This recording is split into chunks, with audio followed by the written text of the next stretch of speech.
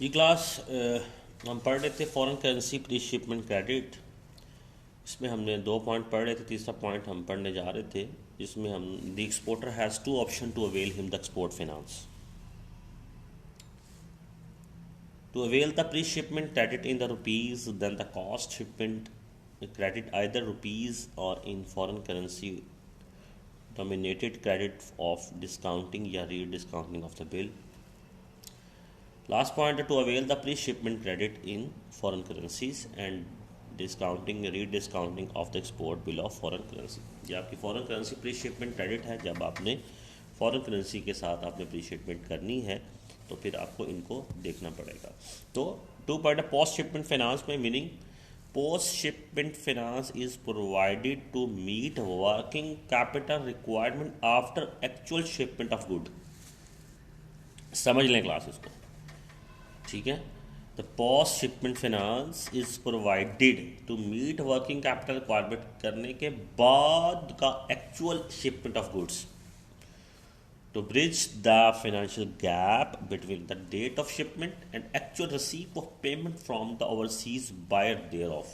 समझ आ गई बात की कि where's the financing provide after shipment of good is called post shipment। उसके बाद का जो काम होगा वो हमारा post shipment finance होगा, ठीक है ना। हमने पहले काम के लिए, फिर बाद में शिप करने के बाद के लिए। Definition credit facility extend to exporter from the date of shipment of the goods till the realization of export proceed is called post shipment credit। Okay हो गया क्लास जी जनाब। नेक्स्ट, अब हम इसकी importance of finance of post shipment stage को पढ़ेंगे। तो टू पे टू एजेंट या distributor and other for services, ठीक है। To pay for the publicly and advertisement in the overseas market, to pay the port and authorities and the customs and ship agents charges, to pay the toward the export duty और taxes of any. इसमें समझाने वाली बात कोई नहीं है। To पे toward ECGS premium, to pay the freight and other shipment expenses, to pay toward the margin insurance premium under the CIFE contract पीछे पड़ा हुआ है, to meet expense to respect for after sale services, to pay toward the such expenses regulation participating in exhibition and trade affair in the Indian abroad। तो अगर आप Indian से हैं तो इंडियन है, जब पाकिस्तानी लॉ है तो पाकिस्तान, फॉरेन ट्रेड है तो फॉरेन, जिस तरीके से पढ़ेंगे। To pay the representative board to connection with the stay board, वो बता दिया आपसे, जो भी आपका रिप्रेजेंटेड बोर्ड होगा हम उस चीज़ को लेकर आगे चलेंगे। अब फिर उसी तरीके से जिस तरह हमने प्री शिपमेंट के मेथड फॉर्म्स पढ़ी हैं, यहाँ पर भी हमें उसी तरीके को दोबारा से फॉलो करना है। तो यहाँ पर फिर दोबारा से हम इस चीज़ को देखेंगे क्लास के फॉर्म मेथड्स में। Exporting bill registration under LC, the exporter can claim post shipment finance by the drawing bill or draft under the LC। The bank insists to necessary document as stated in the LC। अगर आपने वो pre shipment याद किया होगा तो ये automatically आपको याद हो, या पढ़ा होगा तो ये ऑटोमेटिकली समझ आ जाएगा। If and the documents are in the order तो bank negotiate between the bill or advance to grant to the exporter. Purchase of export bill draw under the confirmed contractor, the banks may scan advance against the purchase or discount of export bill drawn under the confirmed contract। If the LC is not available as the security, the bank is totally depend upon the credit worthiness of the export।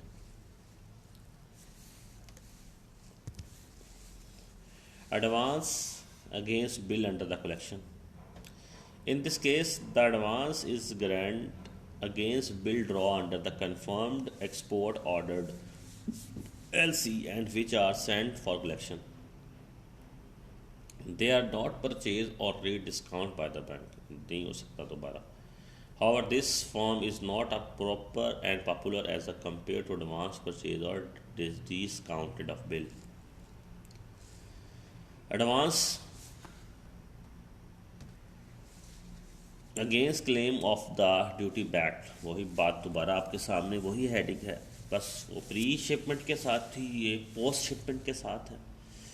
तो यहाँ पर refund of custom duty paid on the import of raw material component part of the packing material use in the export production, it also include a refund of central excise duty paid by the negotiable material, and banks offer reshipment as well as post shipment award against the claim of day back.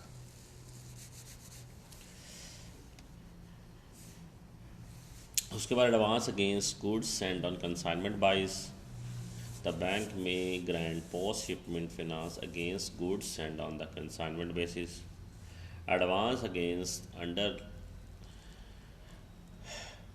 bank and draw up balance of bill.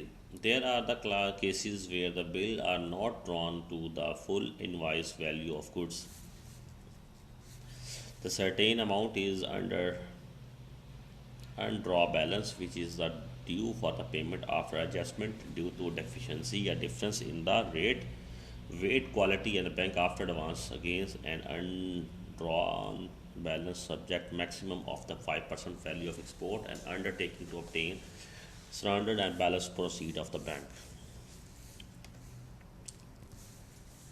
फिर advance against by the deemed export, फिर advance against by the retention money, फिर advance against the deferred payment. वही चीज़ें जो आपने पहले पढ़ी हैं वही आपके यहाँ पर जो टाइम है आपका मैक्सिमम 30 डेज़ का है, ठीक है, और एडवांस रिटेंशन मनी का 1 ईयर का टाइम है, और डेफर्ड पेमेंट का 180 डेज रेट है, ठीक है। ये मेन चीज़ें थी।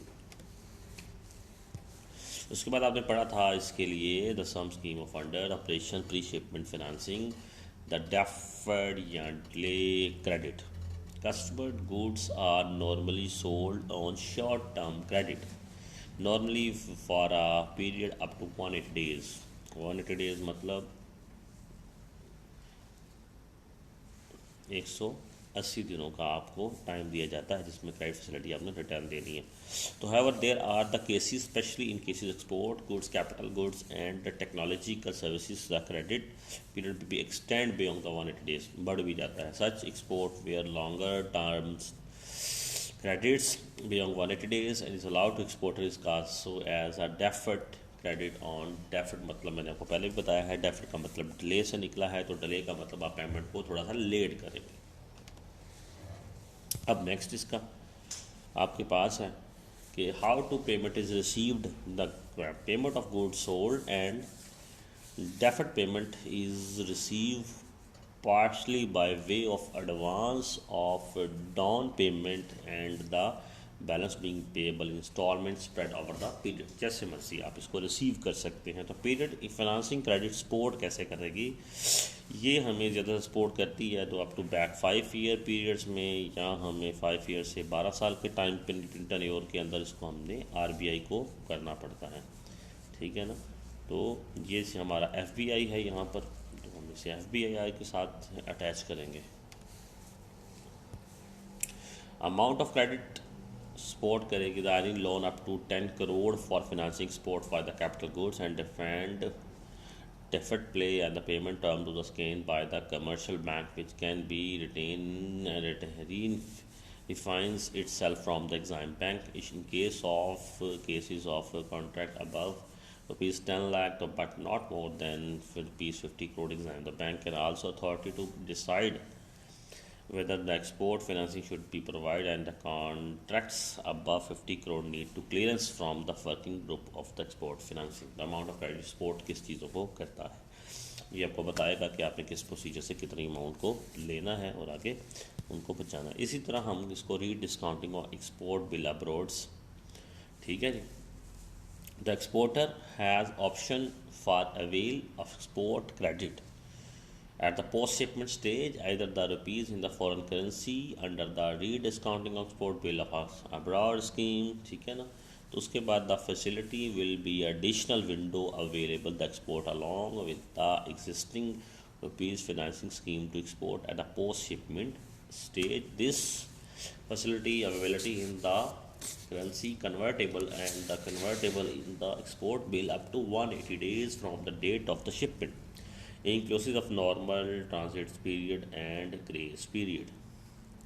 द स्कीम इज़ हम इसको डिस्काउंट करवा सकते हैं, ओवरसीज मार्केट मार्केट अरेंजमेंट हो सकती है, agency bank way be line of the credit bank acceptables हैं और similar rate of the London के इंटर बैंक ऑफर करते हैं, जिसको हम LIBOR ऊपर डिफाइंड किया है, London tender bank offer rate. ठीक है जी।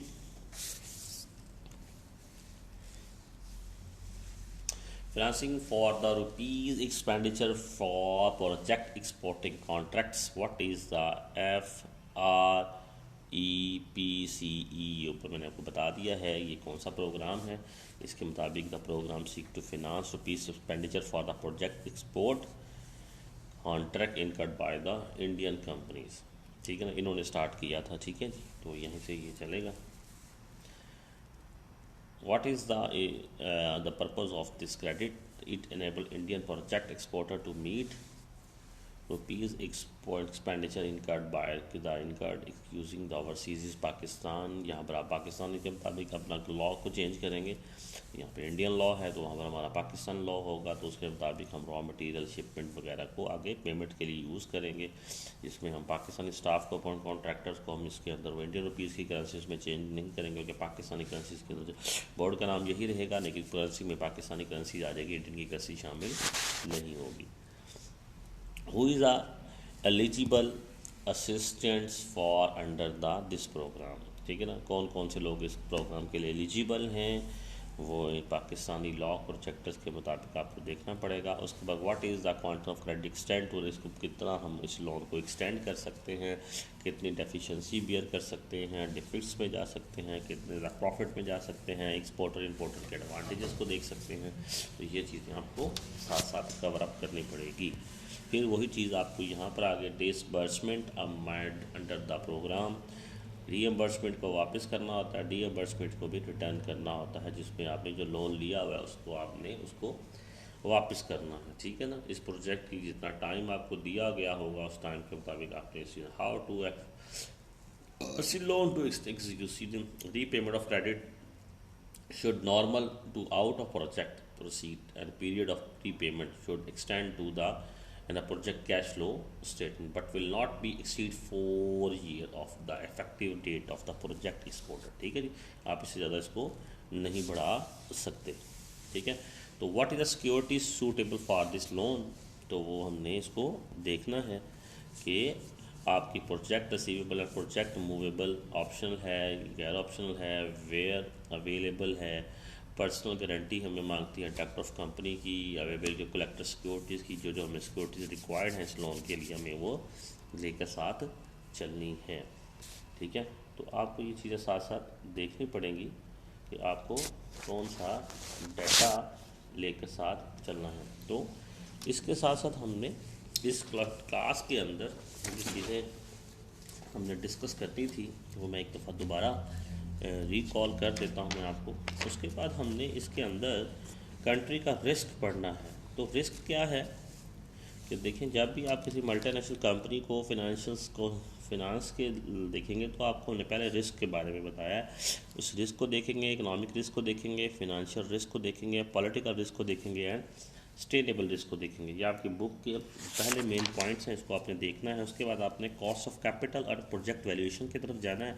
इसमें आप कैपिटल बजटिंग डिसीजन के बारे में जाएंगे, नेट प्रेजेंट वैल्यू की तरफ जाएंगे, जिसे हम नेट प्रेजेंट वैल्यू कहते हैं, करेंसी की एक्सचेंज रेट के बारे में आप देखेंगे, कॉस्ट ऑफ कैपिटल के बारे में देखेंगे। ये आपकी बुक के अंदर एक capital budgeting analysis for sporting shoes companies के बारे में दिया हुआ है। उसके बाद आपकी है मेमोरी कैपिटल स्ट्रक्चर में आपको कॉस्ट ऑफ कैपिटल को देखेंगे।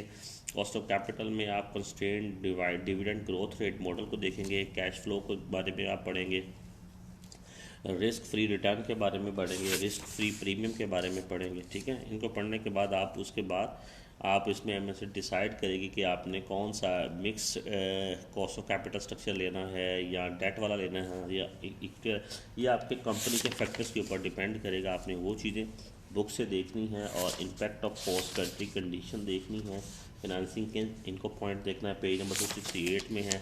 उसके बाद आपने 269 पे फिनांसिंग इंटरनेशनल ट्रेड में देखना है, मेथड ऑफ पेमेंट में आपने कैश इन एडवांस में देखना है, लेटर ऑफ क्रेडिट में देखना है, डायरेक्टर कलेक्शन में देखना है, ओपन अकाउंट में देखना है। ये मैंने स्लाइड में आपके साथ 1 बाय 1 चीज़ों को शेयर किया है। ड्राफ्ट को, कमर्शियल इनवाइसिंग को, बिल ऑफ लैंडिंग को आपने प्लीज़ इसको बुक से देखना है, डॉक्यूमेंट्री कलेक्शन को, ओपन ऑफ अकाउंट को, ठीक है। उसके बाद वर्किंग, ठीक है ना, एक्सपोर्ट फाइनेंसिंग के अंदर मैंने वर्किंग कैपिटल फाइनेंस को डिस्कस किया है, एक्सपोर्ट फाइनेंसिंग को डिस्कस किया है मैंने, एक्सपोर्ट फाइनेंसिंग को बहुत ज़्यादा डिस्कस किया है, लेकिन आपकी क्लास, आपकी बुक के अंदर ये बहुत ज़्यादा छोटा सा टॉपिक है। प्लीज़ इसको, अगर आप वीडियो सुनेंगे तो मेरी बात आपको समझ आएगी, अगर आपने वीडियोस नहीं सुनी हुई तो आपको समझ नहीं आएगी। तो आपने अपनी बुक के मुताबिक इसको स्टडी करना है, उतनी ही वीडियो लेनी है जितनी कि आपकी बुक के मुताबिक है।